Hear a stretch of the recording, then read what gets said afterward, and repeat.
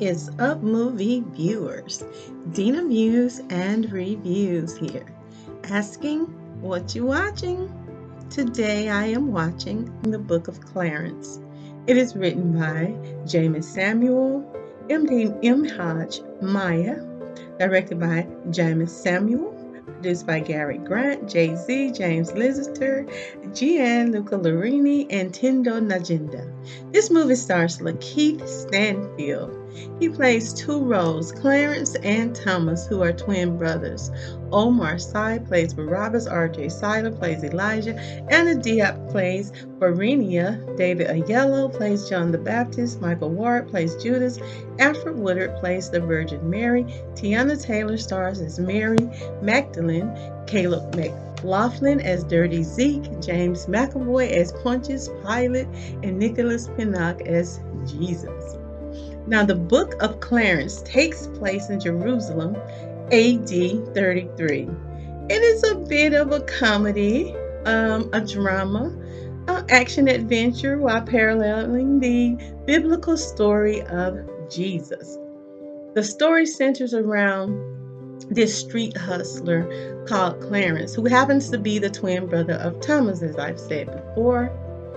And Thomas is said to be one of the apostles of Jesus Christ. Now, Clarence is a drug smoking, a drug dealing, atheist hustler who finds himself deeply in love with Varinia, who is the little sister of notorious gangster that goes by the name Jedediah the Terrible. Clarence and his bestie Elijah, who is once again played by R.J. Seiler, can both be found traveling around smoking or selling weed and hustling their way through the town as well as life in general.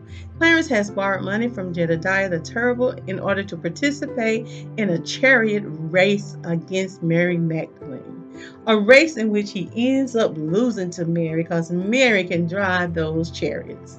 And as a result, Clarence and Elijah must now discover a way to repay this money that is owed back to Jedediah the Terrible or lose their lives. So they both begin brainstorming on how they can come up with a plan or some kind of hustle to keep Jedediah from killing them. One of the schemes is for Clarence to become baptized by John the Baptist in hopes that by doing so, God himself would protect him from Jedediah. But this baptism was hilarious to me. That John the Baptist was a real trip. He knew exactly what and why Clarence had came to get baptized, and he called him out on it.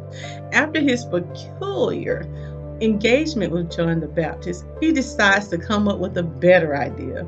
And that idea is to become an apostle himself. Clarence's idea is that Jesus' followers or disciples would have to protect him and let no harm come to him if he becomes one of them. But of course, his brother Thomas is well aware of his scheme and he has to change his plan. So he then decides that he himself should become a Messiah. But in order to do so, he must first go and find Jesus' mother and speak with her and find out what tricks Jesus is using and how he is doing all of these miraculous illusions that the multitude of people keep witnessing. So he goes and he visits Jesus' mother, Mary, and she tells him there are no tricks. He's not doing anything nefarious. So Clarence declares that he will just have to use his friends to help him perform fake miracles and tricks in public, and this will then allow him to raise the money to pay off Jedediah the Terrible, and he can win the heart of his love interest as well as the heart and minds of the people. And with his fake pre-rehearsed miracles, surely no harm would come to him from Jedediah. That is, if the people love him, financially support him, and believe him to be a Messiah. With this plan in mind, he declared himself to be a Messiah, even though he is a stark atheist that does not believe in Jesus' immaculate conception or any of the miraculous phenomena Jesus was said to have performed before the masses. Clarence begins his task of preaching to the many and performing his fake miracles that he has rehearsed with his friend. And people are listening. They began to follow him, and they even gave him money. And this caught the eye of more than just Jedediah. Let me just say, some of the conversations were cloaked in this kind of subtle humor throughout this movie that may very well have gone over a few people's head, but I found that to be so hilariously funny. And it was partially why I gave this film 4 stars out of 5. I almost spit out my drink laughing when the guy who was playing Jesus told his disciples, "One of y'all Negroes gonna sing like a canary," referring to Judas. That part had me laughing. But I felt like this film was a brilliant take on the biblical interpretation, and it made it reflect much of what is happening in modern times, which may even make it more relatable to some that may watch this film. I simply like the way the original people looked in this film in these biblical robes and garments. Whether or not admitted to, I'm sure some have wondered where are the black people at in the Bible. So it was good to see this. I can appreciate the writer or the director's perspective and interpretation in this movie, and it is what made it a good watch for me. Religious humor can sometimes make certain people a bit uncomfortable.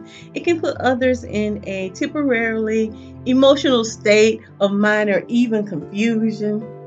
And some people are just standoffish or stand back when people refer to God in movies.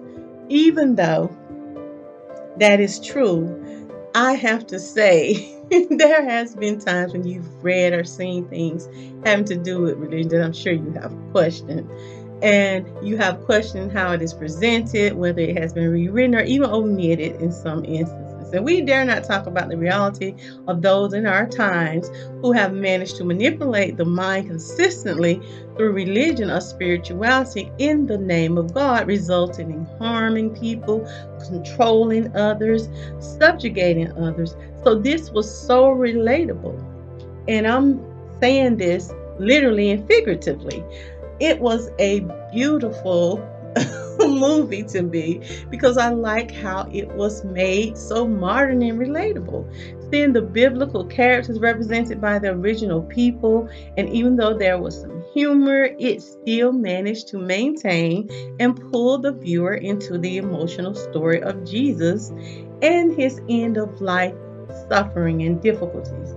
Observing his crucifixion, still watching this movie, left one with a wave of emotions: sympathy, sorrow, heartbreak, and eventual joy.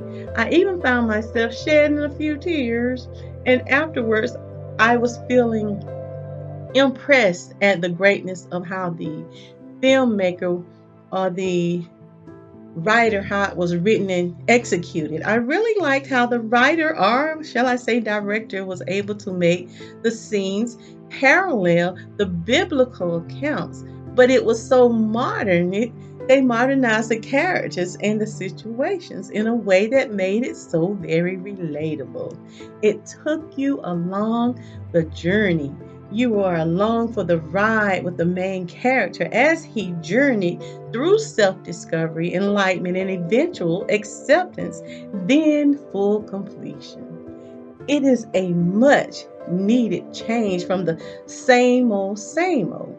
The music, the actors, the symbolism was clear and on point. It was hilarious, yet it instilled or revealed a message in the end about one's belief, one's about oppression and finding oneself and purpose in life. And that is why I gave it 4 out of 5 stars. Now, the Book of Clarence is rated PG-13, and if you are interested in checking it out, you most certainly can, because it is now streaming on Amazon Prime, it's on Netflix, and it's also on Apple TV. If you have not already, be sure to subscribe, leave your comments on what you thought of this movie.